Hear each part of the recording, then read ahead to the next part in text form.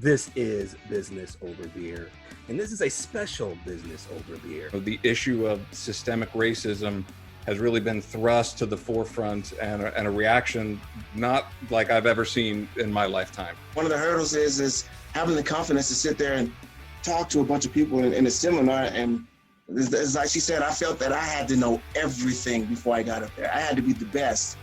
And I just didn't have the confidence. To be honest, I didn't have the confidence. Although I worked hard my whole life, I made all my money on my back, not my brains, on my back.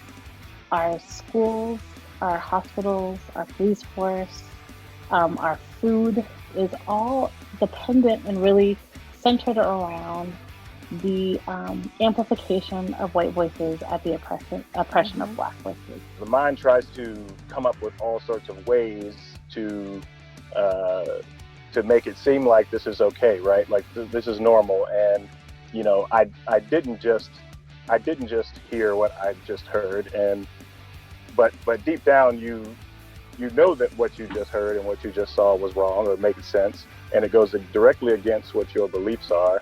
And that is a hard place for anyone, but particularly white people, when it comes to race and the inequalities of race and the history of slavery and racism and systemic racism in this country and white privilege.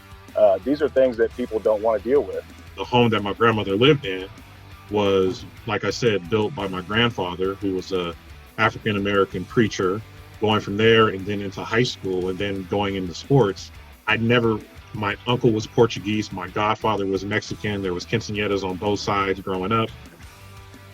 I just had a different experience. So last but certainly not least, I know, I'm like, am I last? Ro, the serious entrepreneur whose credits include being the founder and chief innovator of iUrban Teens, as well as a Soul Train dancer. Wait a minute, how'd you know that? Come on. You told us. I thought I recognized her.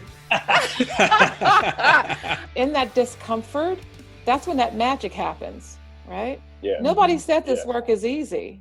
So you have to be very comfortable in those uncomfortable situations. And over time, it'll get easier and easier and easier. But the biggest thing is just to start. Just now, just the way things are now, I'm just going for it. And I just felt like, you know what do we got to lose?